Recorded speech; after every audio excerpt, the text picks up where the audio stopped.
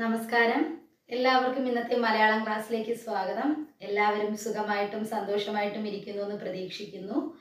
പിന്നെ എനിക്ക് ഇന്നേ വരെ നിങ്ങൾ നൽകി പോന്ന എല്ലാ സപ്പോർട്ടിനും ഒരുപാട് നന്ദി. ഇനിയും എൻ്റെ ക്ലാസ്സുകൾ കാണുക, കണ്ട് പ്രയോജനകരമാണ് എന്ന് തോന്നിയാൽ നിങ്ങളുടെ കൂട്ടുകാർക്ക് അയച്ചു കൊടുക്കുക, അവരോടും കാണാനായി പറയുക.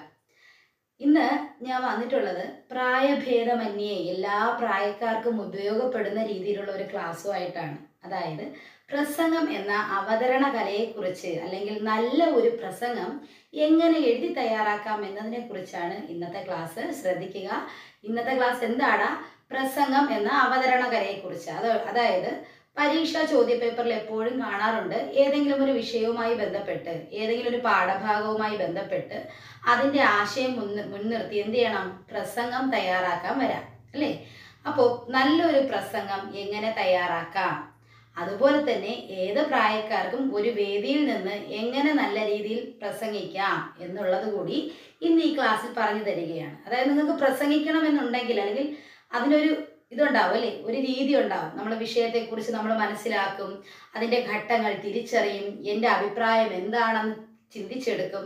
അതിനുശേഷം അതിനൊരു ഓർഡറായിട്ടല്ലയോ നമ്മൾ എന്ത് ചെയ്യാറുള്ളത്? പ്രസംഗിക്കാറുള്ളത് ഒരു വേദിയിൽ ആണ്. അതുപോലെ തന്നെയാണ് എന്ത് ചെയ്യുന്നത്? നമ്മൾ പ്രസംഗം എഴുതി തയ്യാറാക്കുന്നത്. അപ്പൊ ഇന്നത്തെ ക്ലാസ് എന്തുവാ? പ്രസംഗം എങ്ങനെ നല്ലൊരു പ്രസംഗം എഴുതി തയ്യാറാക്കാം. അപ്പൊ നോക്കിക്കോളൂ, എന്താ പ്രസംഗം എന്ന് പറയുന്നത്?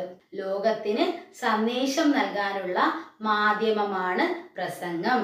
പ്രസംഗം വഴി നമ്മുടേതായ വീക്ഷണങ്ങൾ, പിന്നെ അഭിപ്രായങ്ങൾ, ശക്തമായ എതിർപ്പുകൾ എന്നിവ പ്രകടിപ്പിക്കാൻ നമുക്ക് കഴിയുന്നു. പ്രസംഗം വഴി നമുക്ക് എന്ത് കഴിയൂടാ? നമ്മുടെ വീക്ഷണങ്ങൾ, അല്ലെങ്കിൽ നമ്മുടെ കാഴ്ചപ്പാടുകൾ, അല്ലേ, നമ്മുടെ അഭിപ്രായങ്ങൾ, അഭിപ്രായ ഭിന്നതകൾ എല്ലാം നമുക്ക് പ്രകടിപ്പിക്കാൻ എന്തുവഴി കഴിയും? പ്രസംഗം വഴി കഴിയും തന്നല്ലോ. പ്രസംഗം എന്ന് പറഞ്ഞാൽ അവതരണ കലയാണ്. പ്രസംഗിക്കുമ്പോൾ കേൾക്കാൻ ശ്രോതാക്കൾ ഒരുപാട് പേരുണ്ടാവും, അല്ലെ? ശ്രോതാവ് എന്ന് പറഞ്ഞാൽ കേൾവിക്കാരൻ. ശ്രോതാവ് എന്ന് പറഞ്ഞാൽ ആരാ? കേൾവിക്കാരൻ. നമ്മുടെ പ്രസംഗം കേട്ടിരിക്കാൻ ഒത്തിരി പേര് നമ്മുടെ വേദിയിലുണ്ടാവും, അല്ലേ? ആ വേദിയിൽ ഇരിക്കുന്ന ആളുകളെ കയ്യിലെടുക്കാൻ പറ്റുന്ന രീതിയിലായിരിക്കണം എന്ത് ചെയ്യേണ്ടത്? പ്രസംഗിക്കേണ്ടത്. അതായത് ശ്രോതാവിന് ഇഷ്ടപ്പെടുന്ന രീതിയിലായിരിക്കണം നമ്മൾ പ്രസംഗിക്കേണ്ടത്. അപ്പോൾ എഴുതുമ്പോഴും നല്ലൊരു പ്രസംഗം നമ്മൾ തയ്യാറാക്കുമ്പോഴും എന്ത് ചെയ്യണം? ഇത് കേൾക്കുന്ന വ്യക്തിക്ക് ഹരം കൊള്ളണം, മനസ്സിന് ഇഷ്ടപ്പെടണം. ചിലരുടെ പ്രസംഗം നമുക്ക് ഒത്തിരി ഇഷ്ടമാവും, അല്ലേ? കാരണം എന്താ? അവർ പാട്ടുകൾ പറയാം, പഴഞ്ചൊല്ലുകൾ പറയാം, കഥകൾ പറയാം, അല്ലെങ്കിൽ നമ്മളോട് കുറേ ചോദ്യങ്ങൾ ചോദിക്കാം. അതായത് നമുക്കും കൂടെ അവിടെ ഒരു നമ്മുടെ മനസ്സിനും കൂടെ അവിടെ ഒരു സ്ഥാനം തരും. പക്ഷെ ചിലരാണെങ്കിലോ ഉറച്ച ശബ്ദം കാണും, വലിയ ശബ്ദമായിരിക്കും, കുറേ അധികം കാര്യം പറയും. പക്ഷെ നമുക്ക് എന്ത് ചെയ്യും? വിരസത അനുഭവപ്പെടും, അല്ലേ? അപ്പോൾ പ്രസംഗം നല്ല രീതിയിലും പ്രസംഗിക്കാം, മറ്റുള്ളവർക്ക് ഇഷ്ടപ്പെടാത്ത രീതിയിലും പ്രസംഗിക്കാം. അപ്പോൾ നമ്മൾ പ്രസംഗിക്കുമ്പോൾ ശ്രദ്ധിക്കേണ്ട പ്രധാന കാര്യം എന്ന് പറയുന്നത്, ശ്രോതാവിന് പറ്റുന്ന രീതിയിൽ, നമ്മുടെ കേൾവിക്കാരന് പറ്റുന്ന രീതിയിൽ ലളിതമായതും സരസമായ രീതിയിലും വേണം നമ്മൾ പ്രസംഗിക്കേണ്ടത്. എങ്ങനെയാണ്? ശ്രോതാവിന് ഇഷ്ടപ്പെടുന്ന രീതിയിൽ, സരസമായത് രസകരമായ രീതിയിലും, ലളിതമായ ഭാഷയിലും, അതായത് നമുക്ക് മനസ്സിലാകുന്ന ഭാഷയിലുമായിരിക്കണം എന്ത് തയ്യാറാക്കേണ്ടത്? പ്രസംഗം തയ്യാറാക്കേണ്ടത്. അപ്പൊ നമ്മൾ ഇന്ന് എന്താ മക്കളെ നോക്കാൻ പോകുന്നത്? എങ്ങനെ നല്ലൊരു പ്രസംഗം തയ്യാറാക്കാം. പരീക്ഷകളിൽ, ചോദ്യപേപ്പറുകളിൽ ആവർത്തിച്ച് വരുന്ന ചോദ്യങ്ങൾ നിങ്ങൾ കണ്ടിട്ടുണ്ടാവും. ഇത് പ്രായഭേദമന്യേ എല്ലാവർക്കും ഉപകരിക്കുന്ന ക്ലാസ് ആണ്. അപ്പൊ എന്താ? ശ്രോതാവിനാണ് അവിടെ മുൻഗണന, അല്ലേ? മുൻഗണന കൊടുക്കുന്നത് കേൾവിക്കാരനാണ്. അപ്പോൾ നമ്മുടെ അഭിപ്രായങ്ങൾ അവിടെ എന്ത് ചെയ്യണം? ശക്തമായി തന്നെ നമ്മുടെ അഭിപ്രായങ്ങൾ അതിൽ ഉണ്ടായിരിക്കണം. ആ പ്രസംഗത്തിൽ എന്ത് ചെയ്യണം? ശക്തമായ അഭിപ്രായങ്ങൾ ഉണ്ടായിരിക്കണം. പിന്നെ അറിയാലോ, നമ്മളിപ്പോൾ ഒരു കഥ വായിക്കുന്നു, കവിത വായിക്കുന്നു, ലേഖനം വായിക്കുന്നു, എല്ലാം നമുക്ക് മറന്നുപോയാൽ, മനസ്സിലായില്ലെങ്കിൽ വീണ്ടും വീണ്ടും നമുക്ക് വായിക്കാൻ പറ്റും. എന്നാൽ പ്രസംഗത്തിന് നമുക്ക് വീണ്ടും വീണ്ടും വായിക്കാൻ പറ്റുമോ? പറയുന്നത് നമുക്ക് യൂട്യൂബിലൊക്കെ ആണെങ്കിൽ കേൾക്കാൻ പറ്റും എന്നൊരു അഭിപ്രായം നിങ്ങൾ പറയാം. എന്നാൽ വേദിയിൽ ഇരുന്ന് സംസാരിക്കുന്നത് ഒറ്റ തവണയല്ലേ? വേദിയിൽ നിന്ന് സംസാരിക്കുന്നത് ഒറ്റ തവണയായിരിക്കും. അപ്പോൾ ആ പ്രസംഗം വീണ്ടും വീണ്ടും നമുക്ക് റിവൈൻഡ് ചെയ്ത് കേൾക്കാൻ പറ്റുമോ? ഇല്ല. അപ്പോൾ നമ്മൾ ചെയ്യുന്ന പ്രസംഗം എങ്ങനെയായിരിക്കണം? ശ്രോതാവിനെ കയ്യിലെടുക്കാൻ പറ്റുന്ന രീതിയിലും, സരസമായതും, നമ്മുടെ അഭിപ്രായങ്ങൾ ഉൾപ്പെടുത്തുന്നതും, ലളിതമായ ഭാഷയും ആയിരിക്കണം. അപ്പോൾ അവതരണ കലയായ പ്രസംഗം എങ്ങനെ തയ്യാറാക്കാമെന്ന് ഇനി നമുക്ക് നോക്കാവോ? ശ്രദ്ധിച്ചിരിക്കുക. അതിൻ്റെ ഘട്ടങ്ങൾ എന്താണ്? 3 ഘട്ടങ്ങളുണ്ട്. നമ്മുടെ ഉപന്യാസം പോലെ തന്നെ 3 ഘട്ടങ്ങളാണുള്ളത്. തുടക്കം, പിന്നെ പ്രതിപാദ്യം, ഒടുക്കം. തുടക്കം, പ്രതിപാദ്യം, ഒടുക്കം. പിന്നെ അതിനൊരു വിഷയം ഉണ്ടാവും, അല്ലേ? ആദ്യം എന്തുണ്ടാവും? ഒരു വിഷയം ഉണ്ടാവും. പ്രസംഗിക്കണമെങ്കിൽ എന്തുണ്ടാവും? ഒരു വിഷയം ഉണ്ടാവും. പിന്നീട് ആ പ്രസംഗത്തിന് എന്ത് ഘട്ടങ്ങളുണ്ട്? 3 ഘട്ടങ്ങളുണ്ട്. ഏതൊക്കെയാണ്? തുടക്കം, പ്രതിപാദ്യം, ഒടുക്കം എന്നിവയാണവ. ഇനി അവയെ ഡീറ്റെയിൽ ആയിട്ട് നമുക്ക് എന്താണെന്ന് സിമ്പിളായിട്ട് നോക്കിപ്പോകാം. ആദ്യം നമ്മൾ ചെയ്യേണ്ടത് എന്താ? അഭിസംബോധനയാണ്. എന്താണെടാ? അഭിസംബോധന. അപ്പൊ നമുക്ക് പരീക്ഷ പേപ്പറിലാണ് എഴുതുന്നതെങ്കിൽ എങ്ങനെ എഴുതാം? ബഹുമാന്യരെ എന്ന് എഴുതി കോമ ഇടാം. ബഹുമാന്യരെ, മാന്യരെ, പ്രിയപ്പെട്ടവരെന്ന് എഴുതി എന്ത് ചെയ്യാം? കോമ ഇടാം. പരീക്ഷ പേപ്പറിലാണെങ്കിൽ, അല്ലാതെ നമ്മൾ പൊതുമധ്യത്തിലാണ് ഒരു പ്രസംഗം നടത്തുന്നതെങ്കിൽ അതെന്തായിരിക്കും? വേദിയിലിരിക്കുന്ന ബഹുമാന്യരെ, എൻ്റെ പ്രിയ കുഞ്ഞുങ്ങളെ എന്നൊക്കെ പറഞ്ഞ് നമുക്ക് എന്ത് ചെയ്യാം? അത് നമ്മുടെ ഇഷ്ടത്തിനനുസരിച്ച് നമ്മുടെ അഭിസംബോധന ചേർക്കാം. പരീക്ഷ പേപ്പറിലാണെങ്കിൽ എന്താ? ആ വിഷയവുമായി ബന്ധപ്പെട്ട് ആദ്യം എന്ത് ചെയ്യണം? ബഹുമാന്യരെ എന്ന് അഭിസംബോധന. ആദ്യം അപ്പൊ എന്താണെടാ? അഭിസംബോധന എഴുതണം. നമ്മളിപ്പോ പരീക്ഷ എഴുതാൻ പോവുകയാണ് കേട്ടോ. എന്താ ആദ്യം എഴുതേണ്ടത്? അഭിസംബോധന, ബഹുമാന്യരെന്നോ എന്തെങ്കിലും കൊടുക്കുക. അതിനുശേഷം ആദ്യത്തെ തുടക്കം പറഞ്ഞില്ലേ? തുടക്കം എന്ന് പറഞ്ഞ ഒരു ആമുഖം, ഫസ്റ്റ് പാരഗ്രാഫ് അല്ലെങ്കിൽ ഖണ്ഡിക എന്ന് പറയുന്നത് എഴുതുമ്പോൾ ഫസ്റ്റ് ഖണ്ഡിക എന്ന് പറയുന്നത് എന്തായിരിക്കണം? വിഷയ അവതരണം. അഭിസംബോധന കഴിഞ്ഞിട്ട് എന്ത് ചെയ്യണം? വിഷയം അവതരിപ്പിക്കണം.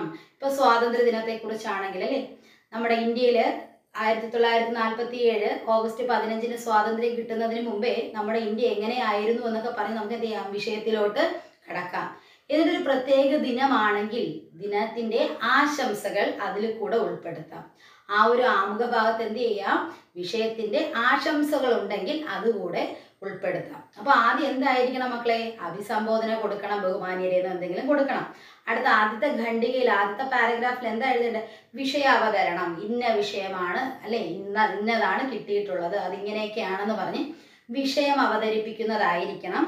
അഥവാ അത് ദിനാചരണവുമായി ബന്ധപ്പെട്ടതാണെങ്കിൽ ആശംസകൾ അവിടെ ഉൾപ്പെടുത്താം. അവിടെ എന്ത് ചെയ്യാം? ആശംസകൾ ഉൾപ്പെടുത്താം. അപ്പൊ ആദ്യം എന്തായി? നമ്മുടെ അഭിസംബോധനയായി. First paragraph ആമുഖമാണ്. ആ ആമുഖത്തിൽ എന്ത് ഉൾപ്പെടുത്തണമെന്ന് പറഞ്ഞു? വിഷയം അവതരിപ്പിക്കുക. എന്തെങ്കിലും ദിനാചരണം ഉണ്ടെങ്കിൽ ദിനാചരണത്തിന്റെ ആശംസകൾ കൂടി ഉൾപ്പെടുത്തുക. ആദ്യത്തെ പാരഗ്രാഫ് മനസ്സിലായേ? നമ്മൾ പ്രസംഗിക്കുമ്പോഴും അങ്ങനെ തന്നെയാണല്ലോ. ബഹുമാന്യരെ എന്ന് പറഞ്ഞ കാര്യത്തിലോട്ട് കടക്കില്ലേ? ആദ്യം തന്നെ ഞാൻ നിങ്ങൾക്ക് ദിനാശംസകൾ നേർന്നു കൊള്ളട്ടെ എന്ന് പറഞ്ഞല്ലേ തുടങ്ങൂ? ആണ്. അപ്പൊ ആദ്യത്തെ ഖണ്ഡിക കഴിഞ്ഞു. ഇനി രണ്ടാമത്തെ ഖണ്ഡിക എന്താണെന്ന് നോക്കാം. രണ്ടാമത്തെ ഖണ്ഡിക എന്താ? പ്രതിപാദ്യം. അതായത് നമ്മൾ വിശദീകരിച്ച് പറയുക അല്ലെങ്കിൽ വിശദീകരിച്ച് എഴുതുന്നതാണ് പ്രതിപാദ്യം എന്ന് പറയുന്നത് അല്ലേ. നമുക്കൊരു വിഷയം ഉണ്ടാവുമല്ലോ പ്രസംഗത്തിന്റെ. ആ വിഷയത്തെക്കുറിച്ച് ആധികാരികമായി എല്ലാ കാര്യങ്ങളും അറിഞ്ഞുകൊണ്ട് വിശദീകരിച്ചെഴുതുന്ന ഭാഗമാണ് ഏത്? പ്രതിപാദ്യം എന്ന് പറയുന്നത്. പ്രതിപാദ്യം എന്ന് പറയുന്നത് എന്താണ്? ആ വിഷയത്തെക്കുറിച്ച് തിരിച്ചറിഞ്ഞ എല്ലാ കാര്യങ്ങളും വിശദീകരിച്ചെഴുതുന്നതാണ് പ്രതിപാദ്യം, രണ്ടാമത്തെ ഖണ്ഡിക എന്ന് പറയുന്നത്. അവിടെ നിങ്ങൾ ശ്രദ്ധിക്കേണ്ടത്, നമ്മുടെ എഴുതുമ്പോൾ ശ്രദ്ധിക്കേണ്ട കാര്യം എന്താണെന്ന് വെച്ച് കഴിഞ്ഞാൽ, നമ്മുടെ വിഷയം ഉണ്ടാവുമല്ലോ, പ്രധാന ആശയങ്ങളിൽ നിന്ന് ഉപാശയങ്ങളിലേക്ക് പോകണം. എന്താണ്? പ്രധാന ആശയങ്ങളിൽ നിന്ന് ഉപാശയങ്ങളിലേക്ക് പോകുന്ന രീതിയിലായിരിക്കണം നമ്മൾ എഴുതേണ്ടത് അല്ലെങ്കിൽ പ്രസംഗിക്കേണ്ടത്. എന്താണ്? പ്രധാന ആശയം ഇന്ത്യൻ സ്വാതന്ത്ര്യ സമരവും ആധുനിക ഇന്ത്യയും എന്നാണ് വിഷയമെങ്കിൽ എന്താണ്? ആദ്യം ഇന്ത്യൻ സ്വാതന്ത്ര്യ സമരത്തെ കുറിച്ച് എഴുതുക. അതിനുശേഷം ഓരോ സബ് ടൈറ്റിലായിട്ട് നമ്മൾ എന്ത് ചെയ്യണം? ഓരോ കാര്യങ്ങളെ കുറിച്ച് പറയണം. മനസ്സിലായല്ലോ? അപ്പൊ പ്രതിപാദ്യം എന്ന് പറയുന്ന ഭാഗത്ത് ആദ്യം എന്താ ശ്രദ്ധിക്കേണ്ടത്? പ്രധാന ആശയത്തിൽ നിന്നും ഉപാശയത്തിലോട്ട് പോകണം. പ്രധാന ആശയത്തിൽ നിന്നും ഉപാശയത്തിലേക്ക് പോകണം. പിന്നെ ശ്രോതാവ്, കേൾവിക്കാരൻ, സാധാരണക്കാരനല്ലേ. അപ്പൊ എന്ത് ചെയ്യണം? ലളിതവും സരസവുമായ ഭാഷ വേണം ഉപയോഗിക്കാൻ. എന്തായിരിക്കണം ഉപയോഗിക്കേണ്ടത്? ലളിതവും സരസവുമായ ഭാഷ വേണം ഉപയോഗിക്കാൻ. ഈ പ്രതിപാദ്യ ഭാഗത്ത് പഴഞ്ചൊല്ലുകൾ, കഥകൾ, കവിതയുടെ വരികൾ, പിന്നെ മഹത് വചനങ്ങൾ, അങ്ങനെ തുടങ്ങി ഉദ്ധരണികൾ, ഇതെല്ലാം നമുക്ക് എന്ത് ചെയ്യാം? ചേർക്കാൻ പറ്റും. ഈ പ്രതിപാദ്യത എന്ത് ചെയ്യടാ? നമുക്ക് ഇഷ്ടപ്പെട്ട കാര്യങ്ങൾ ആ വിഷയബന്ധിതമായി എന്തെങ്കിലും പഴഞ്ചൊല്ലുകളോ കഥകളോ കവിതകളോ ഉദ്ധരണികളോ മഹത്വചനങ്ങളോ എന്ത് വേണോ നമുക്ക് എന്ത് ചെയ്യാൻ പറ്റും? ഇവിടെ ചേർക്കാനായിട്ട് പറ്റും. ഈ പ്രതിപാദ്യം കേട്ടുകൊണ്ടിരിക്കുന്ന മനുഷ്യൻ എന്ത് ചെയ്യണം? പ്രസംഗം ഇഷ്ടപ്പെടണം. ശ്രോതാവിന് പ്രസംഗം എന്ത് ചെയ്യണം? ഇഷ്ടപ്പെടണം. നിങ്ങൾക്കറിയാലോ, നമ്മുടെ ഉള്ളിലുള്ള ആ ഒരു കലാവാസനയാണ് ഈ പ്രസംഗത്തിലൂടെ പുറത്തു വരുന്നത് അല്ലേ. നമ്മുടേതായ ആശയമാണ് ഒരു വിഷയത്തെക്കുറിച്ച് പുറത്തു വരുന്നത്. ആണോ അല്ലയോ? ആണ്. അപ്പൊ നമ്മുടെ വ്യക്തിത്വം എന്താണെന്ന് ഈ പ്രസംഗത്തിൽ അറിയാൻ പറ്റും. നമ്മുടെ വ്യക്തിത്വം എന്താണെന്ന് പ്രസംഗം വഴി അറിയാൻ പറ്റും. അപ്പൊ അത്രത്തോളം ശ്രദ്ധിച്ച് ചിന്തിച്ച് നല്ല രീതിയിൽ വേണം എന്ത് ചെയ്യാൻ? നമ്മൾ പ്രസംഗം തയ്യാറാക്കേണ്ടത്. അപ്പൊ നമ്മളിപ്പോ ഏത് ഭാഗത്തെ കുറിച്ചാണ് പറയുന്നത്? പ്രതിപാദ്യമാണ്. വിഷയത്തെക്കുറിച്ച് എല്ലാം അറിഞ്ഞുകൊണ്ട് നമ്മൾ വിവരിച്ചെഴുതുന്ന ഭാഗമാണ്. പ്രധാന ആശയത്തിൽ നിന്ന് ഉപാശയത്തിലേക്ക് വരണം. പിന്നെ എന്താണ്? ലളിതമായ ഭാഷയായിരിക്കണം, സരസമായ രീതിയിലായിരിക്കണം അവതരിപ്പിക്കേണ്ടത്. അവിടെ കഥകൾ, കവിതകൾ, പഴഞ്ചൊല്ലുകൾ, ഉദ്ധരണികൾ, വാക്യങ്ങൾ, അങ്ങനെ നിങ്ങൾക്ക് ഇഷ്ടമുള്ള എന്ത് വേണോ നമുക്ക് അവിടെ എഴുതി ചേർക്കാനായി പറയാനായി സാധിക്കും അല്ലേ. പിന്നെ ഈ വിഷയവുമായി ബന്ധപ്പെട്ട പൂർവാപര ബന്ധം നോക്കണം. അതായത് ഈ വിഷയവുമായി ബന്ധപ്പെട്ട് തന്നെ ഉപഹാശയങ്ങൾ എന്ത് ചെയ്യണം? നിങ്ങൾ എഴുതിയിട്ടുണ്ടാവണം. വിഷയവുമായി ബന്ധപ്പെട്ട ഉപഹാശയം തന്നെയായിരിക്കണം നിങ്ങൾ അവിടെ എഴുതിയിട്ടുണ്ടായിരിക്കേണ്ടത്. ഇത്രയും കാര്യങ്ങൾ മനസ്സിലായോ? ഇനി ഈ പ്രതിപാദ്യത്തിൽ പ്രധാനപ്പെട്ട ഒരു കാര്യം ഉണ്ടല്ലോ, ഞാൻ പറഞ്ഞില്ലേ, നമ്മുടെ ശ്രോതാവുമായിട്ട് സംവദിക്കുന്ന രീതിയിൽ വേണം അല്ലേ, കേൾവിക്കാരനുമായിട്ട് സംവദിക്കുന്ന രീതിയിൽ അവനോട് ചോദ്യം ചോദിച്ചുകൊണ്ട് നമുക്ക് തുടങ്ങാം, കവിതകൾ ചൊല്ലിക്കൊണ്ട് നമുക്ക് പറയാം. അപ്പോൾ ഈ പ്രതിപാദ്യ ഭാഗം എന്ന് പറയുന്നത് സരസമായ ഭാഷയായിരിക്കണം, ലളിതമായ ഭാഷയായിരിക്കണം, ശ്രോതാവിനോട് സംവദിക്കുന്ന രീതിയിലായിരിക്കണം എന്നെല്ലാം ഞാൻ പറഞ്ഞു. ഇവിടെ ഇനി ഇമ്പോർട്ടൻ്റ് ആയിട്ട് നിങ്ങൾക്ക് ആ വിഷയത്തെക്കുറിച്ച് വ്യക്തമായൊരു ധാരണ ഉണ്ടാവും അല്ലേ. നമുക്ക് ലഭിക്കുന്ന വിഷയത്തെക്കുറിച്ച് വ്യക്തമായൊരു ധാരണ ഉണ്ടാവും. നമ്മുടെ സ്വാഭിപ്രായം എവിടെയാണ് മക്കൾ എഴുതി ചേർക്കേണ്ടത്? ഈ പ്രതിപാദ്യത്തിലാണ് സ്വാഭിപ്രായം എഴുതി ചേർക്കേണ്ടത്. എവിടെയാണടാ? ഈ പ്രതിപാദ്യ ഭാഗത്താണ് സ്വാഭിപ്രായം എഴുതി ചേർക്കേണ്ടത്. അപ്പോൾ ആദ്യം എന്ത് നോക്കി നമ്മള്? അഭിസംബോധന കൊടുക്കുക. രണ്ടാമത് ആമുഖം. ആദ്യത്തെ ഖണ്ഡികയിൽ ആമുഖം എന്ന് പറയുന്നത് എന്താണെന്ന് പറഞ്ഞു? വിഷയ അവതരണമാണ്. അവിടെ എന്ത് ചെയ്യണം? എന്തെങ്കിലും ദിനാചരണങ്ങൾ വരണമെങ്കിൽ ആശംസകൾ ഉൾപ്പെടുത്തണമെന്ന് പറഞ്ഞു അല്ലേ. ഈ ആശംസകൾ ഒടുക്കത്തിൽ ഉൾപ്പെടുത്താം കേട്ടോ, അത് ഞാൻ പറഞ്ഞു തരാം. അടുത്ത് രണ്ടാമതെന്ന് പറയുന്നത് പ്രധാനപ്പെട്ട ഭാഗം എന്താ? പ്രതിപാദ്യമാണ്. പ്രതിപാദ്യത്തിൽ എന്ത് വരണം? നമ്മൾ സംവദിക്കുന്നത് ആരുമായിട്ടാ? നമ്മുടെ മുന്നിലിരിക്കുന്ന കേൾവിക്കാരുമായിട്ടാ, ശ്രോതാക്കളായിട്ടാ അല്ലേ. അപ്പോൾ അവരോട് ചോദ്യങ്ങൾ ചോദിച്ചുകൊണ്ട്, കഥകൾ പറഞ്ഞു കൊടുത്തുകൊണ്ട്, കവിതകൾ ചൊല്ലിക്കൊടുത്തുകൊണ്ട്, അല്ലെങ്കിൽ ഉദ്ധരണികൾ പറഞ്ഞുകൊണ്ടൊക്കെ നമുക്ക് എന്ത് ചെയ്യാം? വിഷയം അവതരിപ്പിക്കാം അല്ലേ, സംവാദത്തിൽ ഏർപ്പെടാം. അങ്ങനെ അവരോട് പറയുമ്പോൾ സാധാരണക്കാരനായതുകൊണ്ട് തന്നെ സരസമായ ഭാഷയും ലളിതമായ രീതിയിലുമായിരിക്കണം നമ്മൾ എഴുതി തയ്യാറാക്കേണ്ടത് അല്ലേ. അതുപോലെ തന്നെ ഈ ഭാഗത്ത് എന്ത് ചെയ്യണം? ഭാഷകൾ ശക്തമായി എങ്ങനെ അവതരിപ്പിക്കേണ്ടത്? പ്രധാന ആശയത്തിൽ നിന്ന് ഉപഹാശയത്തിലേക്ക് വരണം. പ്രധാന ആശയത്തിൽ നിന്ന് ഉപഹാശയത്തിലേക്ക് വരണം. പിന്നെ എന്ത് പറഞ്ഞു? നമ്മുടെ സ്വാഭിപ്രായം, നമ്മുടെ സ്വന്തം അഭിപ്രായം ഇവിടെ രേഖപ്പെടുത്തണം. നമ്മുടെ ഉള്ളിലുള്ള അഭിപ്രായം, നമ്മുടെ വ്യക്തിത്വം തിരിച്ചറിയുന്ന കാര്യമാണ് പ്രസംഗം. അപ്പോൾ നമ്മുടെ സ്വാഭിപ്രായം, സ്വന്തം അഭിപ്രായം ഇവിടെ രേഖപ്പെടുത്തിയിട്ടുണ്ടായിരിക്കണം. വിഷയത്തെ കേന്ദ്രീകരിച്ച് തന്നെയായിരിക്കണം നമ്മൾ ഈ കാര്യങ്ങളെല്ലാം ചെയ്യേണ്ടത്. ഈ വിഷയത്തെ കേന്ദ്രീകരിച്ചുകൊണ്ട് തന്നെയായിരിക്കണം ഈ കണ്ട കാര്യങ്ങൾ, കേട്ട കാര്യങ്ങളെല്ലാം നമ്മൾ എഴുതി തയ്യാറാക്കേണ്ടത്. അപ്പോൾ പ്രസംഗത്തിൽ എന്ത് നോക്കി? ആമുഖം അല്ലേ, നമ്മൾ അഭിസംബോധന നോക്കി, ആമുഖം നോക്കി, പ്രതിപാദ്യം നോക്കി. ഇനി നമുക്കടുത്ത് എന്താ നോക്കേണ്ടത്? ഉപസംഹാരം, ഒടുക്കം അല്ലേ, അവസാനം എന്താ ചെയ്യേണ്ടത്? പ്രസംഗത്തെക്കുറിച്ച് അല്ലെങ്കിൽ പ്രസംഗിക്കുന്ന വിഷയത്തെക്കുറിച്ച് നിങ്ങൾക്ക് എന്തൊക്കെ കാര്യങ്ങൾ മനസ്സിലായോ അതിനെ ഒന്ന് ചുരുക്കി പറഞ്ഞുകൊണ്ട് ആനുകാലിക പ്രസക്തി എന്തെങ്കിലും ഉണ്ടെങ്കിൽ അത് പറയണം. എന്ത് ചെയ്യണം? ആനുകാലിക പ്രസക്തി ഉണ്ടെങ്കിൽ ഈ ഒരു ഭാഗത്ത് ചുരുക്കി നിങ്ങൾ പറഞ്ഞുകൊണ്ട് വീണ്ടും എന്ത് ചെയ്യാം? ദിനാചരണത്തെക്കുറിച്ച് വീണ്ടും ആശംസകൾ അർപ്പിച്ചുകൊണ്ട് നിങ്ങൾക്ക് പറഞ്ഞ് അവസാനിപ്പിക്കുന്നതാണ് ഉപസംഹാരം. ഏവർക്കും നന്ദി, നമസ്കാരം എന്ന് പറയുന്നതാണ് എന്തെന്ന് പറയുന്നത്? ഉപസംഹാരം. അപ്പോൾ ഉപസംഹാരത്തിൽ നമ്മൾ എന്താ ചെയ്യേണ്ടത് കുഞ്ഞെ? നമ്മൾ ആനുകാലിക പ്രസക്തിയൊക്കെ ഉണ്ടെങ്കിൽ, ആനുകാലിക പ്രസക്തി എന്തായാലും എല്ലാ വിഷയത്തിനും ഉണ്ടാവും അല്ലേ. അപ്പോൾ കാലിക പ്രസക്തി തിരിച്ചറിഞ്ഞുകൊണ്ട് അതിനെക്കുറിച്ച് ചുരുക്കി എഴുതിക്കൊണ്ട് കൊടുക്കാനുള്ള സന്ദേശം എവിടെയാണ് കൊടുക്കേണ്ടത്? ഈ ലാസ്റ്റ് നമ്മൾ എന്ത് ചെയ്യണം? സന്ദേശം കൊടുക്കണം അല്ലേ.